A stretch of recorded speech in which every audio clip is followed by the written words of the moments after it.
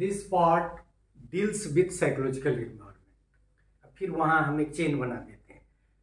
Topological psychology में हम लोगों ने देखा कि टोपोलॉजिकल साइकोलॉजी में क्या है, एक तो पर्सन है और दूसरा साइकोलॉजिकल इन्वायरमेंट है। पर्सन को हमने डिस्कस किया, now we are discussing the psychological environment, और वो फार्मूला भी हम लोगों ने देखा था शुरू में। So the psychological environment, that is E, is another important aspect of life space. Life space में पर्सन और ही हर साइकोलॉजिकल इन्वायरमेंट, तो हर इंडिविजुअल का साइकोलॉजिकल इन्वायरमेंट डिफरेंट है। ये भी एक फैक्ट है जिसको समझना है। The psychological environment surrounds the person but is outside the person. मतलब पर्सन यहाँ है और उसके चारों तरफ है। इन्वायरमेंट का कंसेप्ट जो हम लोगों ने पढ़ा वो उसी तरह का। Like person, the Lewin divided the psychological environment into different region. Person को दो रीजन में बांटा, अब इन्होंने साइकोलॉजिकल इन्वायरमेंट को भी दो रीजन में बांटा। सम रीजन्स है परमिएबल बाउंड्रीज।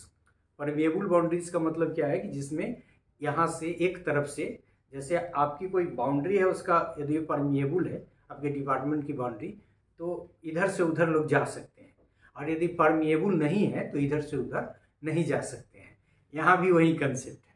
सो कह रहे हैं कि Levin also divided psychological environment into different regions. Some regions of the psychological environment have permeable boundaries and some regions have impermeable boundaries, जिसमें इधर से उधर कोई जा नहीं सकता है। So individuals can influence the other through permeable boundaries. मतलब एक इंडिविजुअल दूसरे को परमिएबल बाउंड्री यदि है रीजन में तो इधर से उधर इन्फ्लुएंस कर सकता है। And in the same way through the permeable boundaries individual can be influenced by other. मतलब यदि इस पर्सन के रेस्पेक्ट में देखें तो यह पर्सन यदि बाउंड्री साइकोलॉजिकल एनवायरनमेंट का परमिएबल है तो दूसरे को इन्फ्लुएंस कर सकता है और दूसरे से इन्फ्लुएंस हो भी सकता है। Lewin explains that human behaviour is a function of both the person and the psychological environment, वो तो उनका फॉर्मूला ही है, एंड और taken together the life space. मतलब साइकोलॉजिकल एनवायरनमेंट और पर्सन मिलके ही क्या बनता है, लाइफ स्पेस। मतलब लाइफ स्पेस में यही दोनों जने हैं। इन द इक्वेशन फॉर्म ही wrote B is the function of PE, B is the function of, बहुत किताब में आपको B is equal to functions of PE ऐसे भी दिए हुए हैं, और B is equal to functions of life space, मतलब एल भी दे दिया है। मतलब this together that is person and environment is EF है, इज लाइफ स्पेस, तो EL को रिप्रेजेंट कर रहा है। So the external environment lying outside the person's life space is called foreign hull. वहां भी फॉरेन हल समझ चुके हैं, that you understand. The boundary between the foreign hull and the psychological environment is permeable, जिसमें हमने यहाँ बनाया था कि यहाँ है इसके आउटर वर्ल्ड में, फिर इसमें इन करेगा ये फॉरेन हल, जब इन करेगा तो उसका पार्ट हो सकता है, इसीलिए कह रहा है कि there is a the boundary between the foreign hull and the psychological environment is permeable. Outside जो यदि कोई है तो आपके संज्ञान में जैसे ही आएगा परमिएबल बाउंड्री के थ्रू तो आपका पार्ट हो जाएगा। And so there is a two way communication between the external world that is foreign hull and the psychological environment. वही कह रहा था कि एक व्यक्ति दूसरे को इन्फ्लुएंस कर सकता है, व्यक्ति भी फॉरेन हल का हिस्सा हो सकता है, कोई ऑब्जेक्ट हो सकता है, कोई पर्सन हो सकता है। तो वही कह रहा है कि there is two way communication between the external world that is foreign hull and the psychological environment.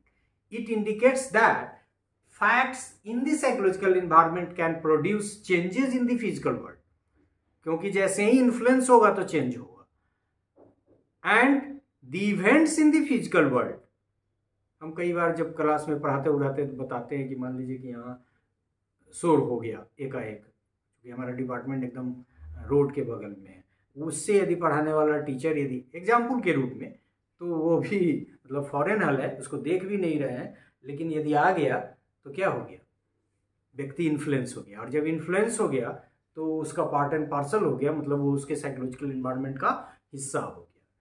So and the events in the physical world can also influence the facts of psychological environment. मतलब यह है कि to way communication है external world में और psychological environment में, दोनों एक दूसरे को इन्फ्लुएंस कर सकते हैं। साइकोलॉजिकल इन्वायरमेंट फिजिकल वर्ल्ड में चेंज ला सकता है और फिजिकल वर्ल्ड से साइकोलॉजिकल इन्वायरमेंट भी प्रभावित हो सकता है। So this is all about the basic concept of psychological environment. And in nutshell, we can say that it can be said that the life space of a person includes himself या herself and other people or objects as perceived by the person. मतलब जो उसके perception में नहीं है, perceive नहीं कर रहा है, वो नहीं है। सो इन nutshell, it can be said that the life space of a person includes himself and other people or objects as perceived by the person. It also influences ideas. Life space as maintained by living may be divided into regions which are separated by boundaries. Each regions contain psychological facts which may be social event or intellectual events. तो ये जो social events है, intellectual events है, individual है, person है, मतलब एक दूसरे को प्रभावित कर सकते हैं, जिसको कहा गया फॉर एक्सटर्नल वर्ल्ड और आपका साइकोलॉजिकल इन्वायरमेंट, दोनों में टू वे कम्युनिकेशन है।